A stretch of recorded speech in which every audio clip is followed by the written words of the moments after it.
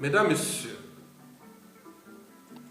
chers jeunes officiers congolais, officiers militaires congolais, incroyable mais vrai, le Congo-Brazzaville n'a plus aucune armée. Par conséquent, le peuple n'a plus aucun rempart de défense nationale contre les dictateurs. Le dictateur Denis Sassou Nguesso a abusivement et complètement détruit les armées congolaises. Ainsi anéanti, les soldats, les officiers et officiers généraux sont tous devenus presque des esclaves au service du bourreau du Congo-Brazzaville. C'est du jamais vu dans l'histoire des armées d'une nation ou d'un pays. La question que je me pose, la survie de la dictature Denis Sassou Nguesso est-elle structurellement et potentiellement problématique aux armées congolaises et aux enjeux de la défense nationale et du peuple congolais? Ma réponse est à 100% oui. Mesdames, Messieurs, au regard de tout ce que traverse actuellement le Congo-Brazzaville, l'injustice et le désordre gagnent dangereusement les rangs de notre armée.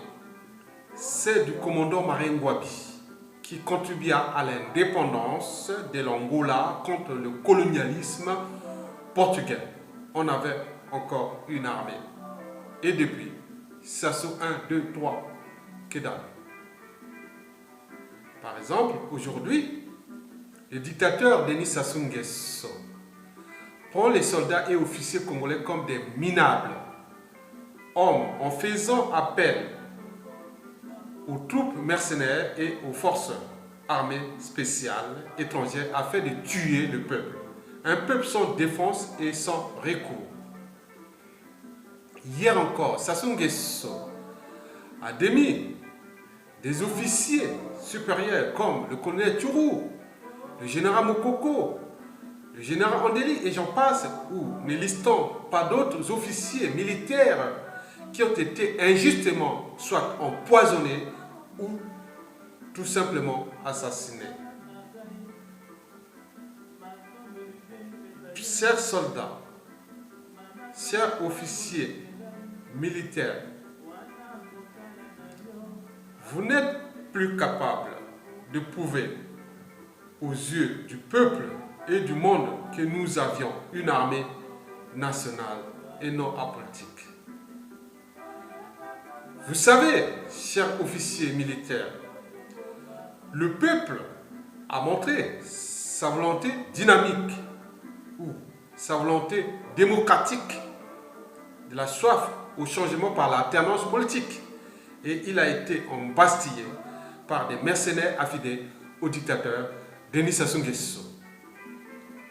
Mes chers officiers militaires, si vous n'êtes plus capables de défendre dans l'honneur et dans la dignité les fondamentaux même d'une armée nationale, d'un pays, mes chers officiers militaires, si vous n'êtes plus capables de défendre notre peuple et de sauvegarder l'intégrité de notre nation menacée par la présence des troupes mercenaires sur invitation du dictateur Denis Sassou Nguesso, il est sûr et certain que le moment venu, et pendant la libération annoncée du souverain peuple contre l'ancien régime d'Nguesso, beaucoup d'entre vous, officiers politiques ou affairistes soufistes de la dictature,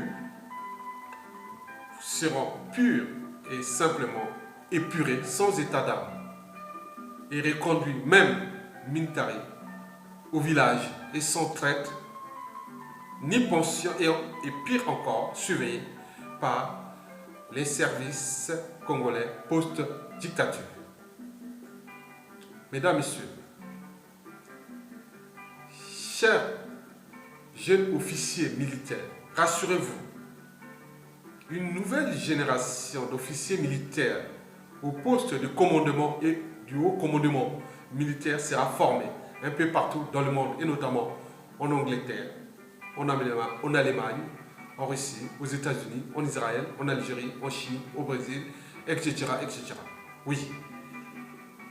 Bien plus que la formation des officiers, nous voulons aussi la réforme des mentalités, des habitudes, des comportements et des valeurs morales au sein de nos troupes et du commandement militaire. Nous ne pourrons plus accepter ou tolérer dans le recrutement et dans la formation des soldats et des officiers militaires au Congo des comportements jugés incapacitants, immoraux et dissolus. L'enjeu sera d'abord de restructurer une armée nationale structurée, équipée, organisée, combattante, efficace, républicaine et apolitique. L'enjeu sera ensuite de penser et repenser au quota équitable du nombre de soldats et d'officiers selon des critères de compétences militaires et d'appartenance sociopolitique nationale. C'est un projet d'ensemble de réformes majeures de nos forces militaires, sécuritaires et de sûreté nationale. Oui, le Congo qui arrive sera mieux armé et le peuple mieux protégé contre les ennemis de l'intérieur et de l'extérieur. Quant aux jeunes officiers militaires, j'ai un message particulier à vous adresser. L'avenir est à vous et devant vous. Vous saviez que Marien Ngouabi et Thomas Sankara n'avaient même pas 30 ans quand ils prirent la décision de changer les cours des choses dans leur pays respectifs. Mes jeunes officiers militaires, Nelson Mandela, un civil, l'avait pourtant dit en son temps, pendant l'apartheid en Afrique du Sud, je cite, « J'ai appris que le courage n'est pas l'absence de peur, mais la capacité de la vaincre. » Mes jeunes officiers militaires, l'anthropologue Margaret Mead elle avait aussi dit en son temps ceci, « Ne doutez jamais qu'un groupe de personnes puisse changer le monde. En réalité, c'est toujours ce qui s'est passé de cette façon-là. » Mes jeunes officiers, avec les deux pensées précitées, je vous invite à prendre toutes vos responsabilités devant le peuple et devant l'histoire de notre pays qui, depuis 32 ans, est souillé par une dictature la plus féroce du continent noir de ce 21e siècle et qui est en train de conduire le pays vers les ténèbres. Vous savez que le pays est désormais en faillite totale. Les générations entières sacrifiées. Mes jeunes officiers militaires, ne laissons plus libre cours à cet homme, à une famille et à un clan, à devoir détruire abusivement nos vies, nos familles, nos amours, des générations entières. Ne laissons plus libre cours à ce monsieur, à devoir détruire tout un peuple et toute une nation. Mes jeunes officiers militaires, je vous rappelle que l'avenir de la réforme des armées post-calvaire socio-politique, socio-économique et militaire, c'est vous. Oui, le Congo qui arrive après Sassou Nguesso, c'est vous. Vous faites partie du souverain peuple. C'est votre avenir et celui du peuple aussi, et des jeunes comme vous, et d'une nouvelle nation congolaise.